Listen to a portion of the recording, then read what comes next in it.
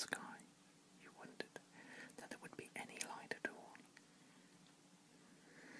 "It's very funny weather here," said Diggory. "I wonder if we've arrived just in time for a thunderstorm or an eclipse." "I don't like it," said Polly.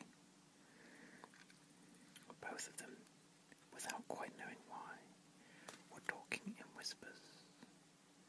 And through, there was no reason why they should go on holding hands after another jump they didn't let go. The walls rose very high all around that courtyard. They had many great windows in them, without glass, through which you saw nothing but black darkness. Lower down there were great pillared arches, yawning blackly like the mouths of railway tunnels. It was rather cold. The stone of which everything was built seemed to be red, but that might only be because of the curious light. It was obviously very old. Many of the flat stones that paved the courtyard had cracks across them. None of them fitted closely together, and the sharp corners were all worn off. One of the arched doorways was half filled up with rubble. The two children kept on turning round and round to look at the different sides of the courtyard. One reason was that they were afraid of somebody or something looking out of those windows at them when their backs were turned. "Do you think anyone lives here?" said Diggory at last, still in a whisper. "No," said Polly. "It's all in ruins. We haven't heard a sound since we came." "Let's stand still and listen for a bit," said Diggory. They stood still and listened. All they could hear was the thump, thump of their own hearts. This place was at least as quiet as the wood between the worlds.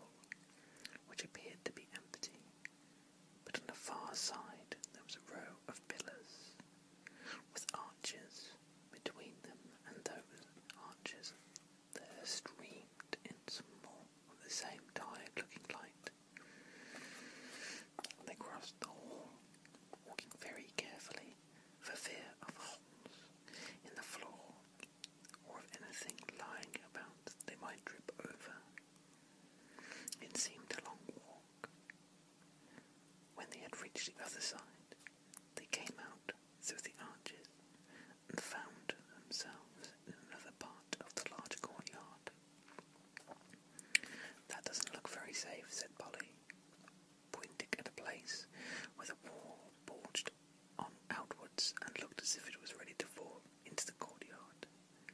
In one place, a pillar was missing, between two arches, and the pit that they came down to, where the top of the pillar ought to have been hung there, with nothing to support it. Clearly, the place had been deserted for hundreds, perhaps thousands of years. If it's lasted till now, I suppose it'll last a bit longer, said Dickory. But we must be very quiet. You know, a noise sometimes brings things down, like an avalanche in the Alps. They went out of the courtyard into another doorway, and up a great flight of steps, and through vast rooms that opened out of one another till you were dizzy with the mere size of the place. Every now and then they thought they were going to get into the open and see what sort of country lay around this enormous place, but each time only got into another courtyard. They must have been magnificent places where people still lived there. In one there had been once been a fountain, a great stone monster with widespread wings stood with its mouth open, and you could still see a bit of piping at the back of the mouth, out of which the water used to pour. And it was a wide stone basin to hold the water, but it was as dry as a bone.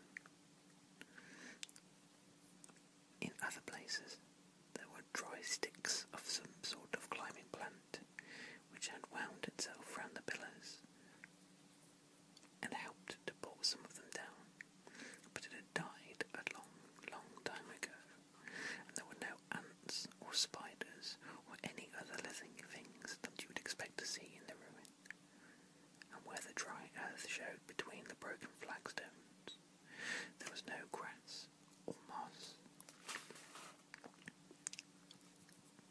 It was so dreary and all so much the same that even Dickory was thinking they had better put on the yellow rings and get back to the warm, green, living forest of the in-between place.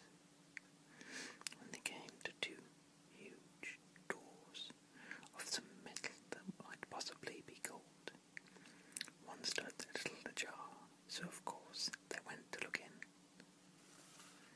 Both started back and drew a long breath, for here at last was something worth seeing.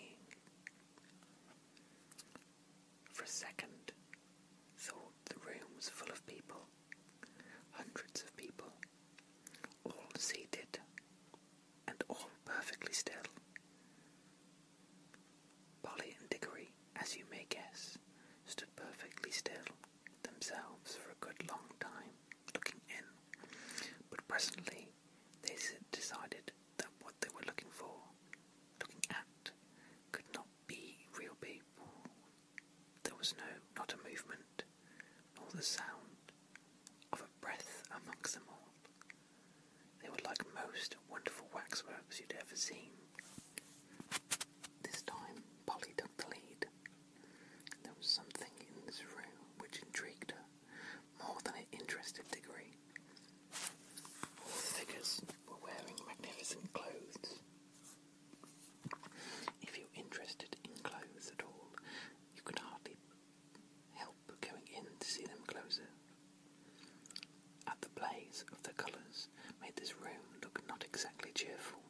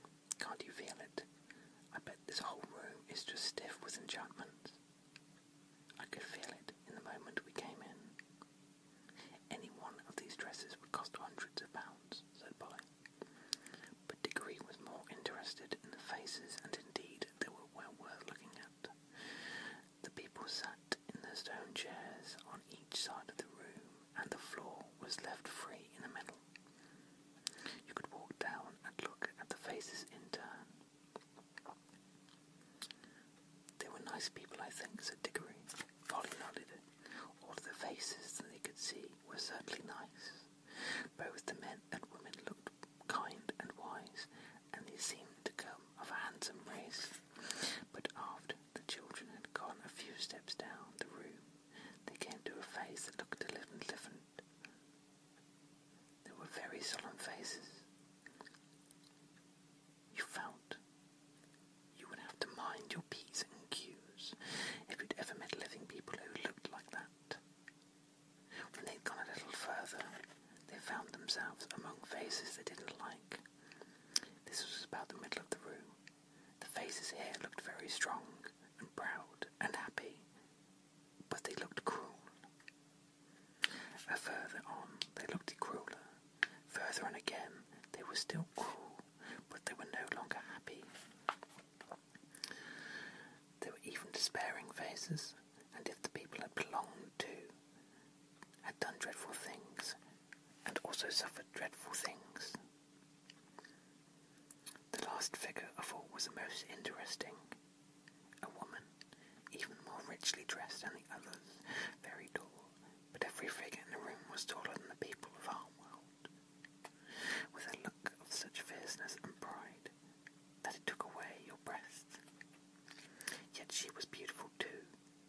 Years afterwards, when he was an old man, Diggory said he'd never known in all of his life a woman so beautiful. It is only fair to add that Polly always said she couldn't see anything especially beautiful about her.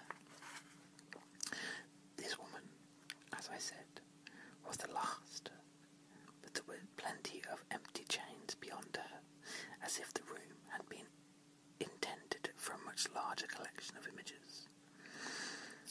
I do wish we knew the stories behind all this, said Diggory. Let's go back and look at that table. That table sort of thing in the middle of the room. The thing in the middle of the room was not exactly a table. It was a square pillar, about 4 feet high, and on it there rose a little golden arch, from which there hung a little golden bell. And beside this there lay a little golden hammer to hit the bell with. I wonder, said Diggory. There seems to be something written here, said Polly, stooping down and looking at the side of the pillar. By gum, so there is, said Diggory. But of course we shan't be able to read it, shall we? Shan't we? I'm not so sure, said Polly. They looked at it hard, and as you might have expected, the letters cut in the stone were strange. But now a great wonder happened, for as they looked through the shape of the strange letters, never altered, they found they could understand them.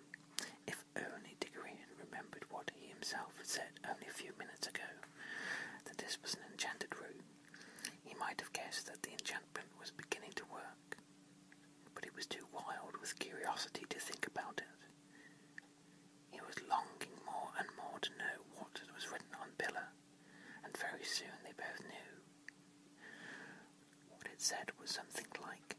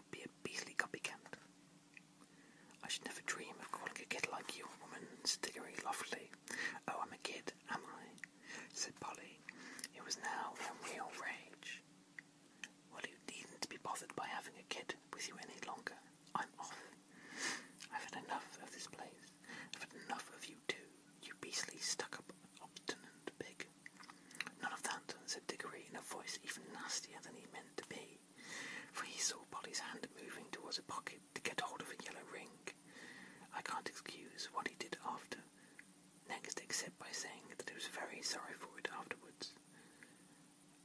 And so were a good many other people. Before Polly's hand reached her pocket, he grabbed her wrist, leaning across it with his back against her chest. Then, keeping her other arm out of the way, with his other elbow, he leaned forward, picked up the hammer, and struck the golden bell with a light, smart tap. Then he let her go, and they fell apart, staring at each other and breathing hard. Polly was just beginning to cry, not with fear, and not even because he had hurt her wrist quite badly, but with furious anger. Within 2 seconds, however, they had something to think about that drove their own quarrels quite out of their mind. As soon as the bell was struck, it gave out a note, a sweet note, such as you might have expected, and not quite loud, but instead of dying away again, it went on, and as it went on, it grew louder. Before a minute had passed, it was twice as loud as it had been to begin with. It was soon so loud that the children had tried to speak, but they weren't thinking about speaking now. They were just standing with their mouths open. They would not have heard one another very soon. It was so loud. They could have heard one another even by shouting. And still it grew, all on one note, a continuous sweet sound. Through the sweetness had something horrible about it, till all in the air that great room was throbbing with it, and they could feel the stone floor trembling under their feet. Then at last it began to be mixed with a sound, another sound, a vague, disastrous noise, which sounded first like the roar of a distant train, and then like the crashing of a falling tree. They heard something like great weights falling. Finally, with a sudden rush of thunder and a shake that nearly flung them off their feet, about a quarter of the roof at the one end of the room fell in. Great blocks of masonry fell all around them, and the walls rocked. The noise of the bell stopped. The clouds of dust cleared away. Everything became quiet again. It was never found out whether the fall of the roof was due to some magic, or whether the unbearably loud sound from the bell just happened to strike the note, which was more than those crumbling walls could stand. "There, I hope you're satisfied now," panted Polly. "Well, it's all over